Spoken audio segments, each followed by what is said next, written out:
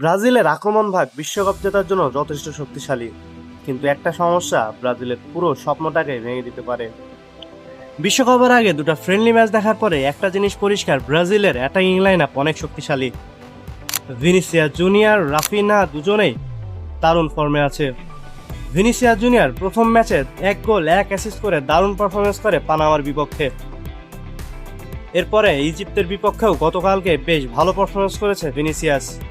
অন্যদিকে রাফিনা প্রথম ম্যাচে খুব একটা ভালো করতে না পারলেও গতকালকে দুর্দান্ত 1 অ্যাসিস্ট করেছেন রাফিনার সেই অ্যাসিস্ট থেকে আবার গোল করেছেন এনরিক, এবং এনরিকের গোলেই শেষমেশ ব্রাজিল ইজিপ্টকে হারিয়েছেন 2-1 গোলে। এনরিক বেঞ্চে থেকে এসে বদলি হিসাবে নেমে গোল করে ব্রাজিলকে জিতিয়ে দিবে, এই দৃশ্য আমরা বিশ্বকাপেও দেখতে চাই। এবং কার্লো আনচেলত্তি তুরুপের তাসও হতে পারেন এই এনরিক। এছাড়াও ম্যাথিউ স্কুনা, ইগোর থিয়াগো দুজনে প্রিমিয়ার লিগে বেশ ভালো একটা সিজন কাটিয়েছে। এই দলে আরও আছেন ফুটবলের শেষ নবাব নেইমার জুনিয়র এই দলে যুক্ত হওয়ার পরে এই অ্যাটাকিং লাইন আপ আরও শক্তিশালী হয়ে উঠবে, এটা নিয়ে কোনো সন্দেহ নেই। এখন প্রশ্ন হচ্ছে, শুধু ভালো অ্যাটাকিং লাইন আপ থাকলেই কি বিশ্বকাপ জেতা সম্ভব? স্যার অ্যালেক্স ফার্গুসনের একটা বিখ্যাত উক্তি আছে, অ্যাটাক আপনাকে ম্যাচ জেতাতে পারে, কিন্তু ডিফেন্স আপনাকে টুর্নামেন্ট জেতাবে। এখন কথা হচ্ছে, ব্রাজিলের সমস্যা কোথায়? ব্রাজিলের সমস্যা ব্রাজিলের ডিফেন্সে। আমরা গতকালকের ম্যাচেও দেখেছি খুব সহজেই প্রতিপক্ষ কাউন্টার অ্যাটাকের সময় ব্রাজিলের ডিফেন্স খুলে যাচ্ছিল। যদিও ব্রাজিল ফ্যানরা মার্কুইনোস এবং গ্যাব্রিয়েল জুটির ওপরে বেশ আশাবাদী, কিন্তু বাস্তবতা হচ্ছে ব্রাজিলিয়ান প্লেয়াররা ক্লাবের হয়ে যে পারফরমেন্স করে, জাতীয় দলে আসলে যেন তাদের পারফরমেন্স হারিয়ে যায়।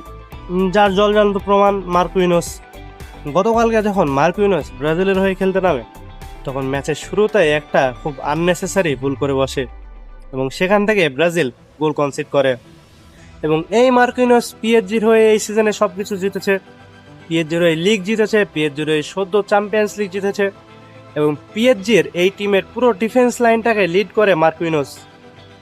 আর মার্কুইনোসের যদি জাতীয় দলের হয়ে পারফরমেন্স বলি, এটাই কালকে মার্কুইনোস প্রথম ভুল করেনি।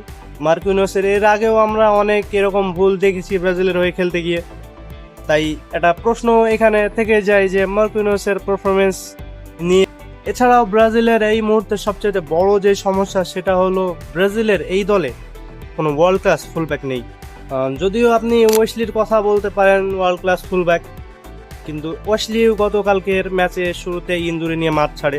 যদিও আমরা আশা করি যে তার ইনজুরি খুব একটা সিরিয়াস না, এবং সে বিশ্বকাপের প্রথম ম্যাচ থেকে খেলতে পারবে।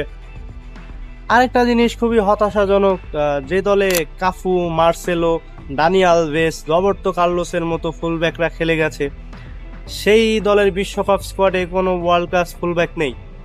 এটা খুবই হতাশাজনক। এখন দেখার বিষয়, বিশ্বকাপের আগে কার্লো আনচেলত্তি তার সমস্যাগুলোর সমাধান করতে পারে কিনা। কারণ আক্রমণ ভাগে ব্রাজিল বিশ্বকাপ জেতার মতো দল হলেও ডিফেন্স লাইন আপ উন্নতি না করতে পারলে তাদের ষষ্ঠ বিশ্বকাপ জয়ের স্বপ্ন আবারও অধরায় থেকে যেতে পারে। এই মুহূর্তে ব্রাজিলের সবচেয়ে শক্তির জায়গা যেমন তাদের আক্রমণ ভাগ, তেমনই তাদের সবচেয়ে বড় দুর্বলতা তাদের ডিফেন্স। কারণ বিশ্বকাপের মতো বড় টুর্নামেন্টে যে আপনার এই ছোটোখাটো ভুলগুলোর কোনো ক্ষমা নেই। আপনি অ্যাটাক দিয়ে হয়তো গ্রুপ পর্বের কিছু ম্যাচ জিততে পারবেন, কিন্তু যখনই আপনি নকআউট পর্বে যাবেন, তখন আপনার এই ছোটোখাটো করা ভুলগুলোই আপনাকে ম্যাচ থেকে ছিটকে দেবে। আপনাদের কি মনে হয়, ব্রাজিল কি বিশ্বকাপ জিততে পারবে, নাকি ডিফেন্সই তাদের সবচেয়ে বড় বাধা হবে?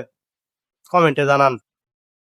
Attacks wins the match, but defence wins tournament. এই কথাটা কি ব্রাজিল ভুল প্রমাণ করতে পারবে?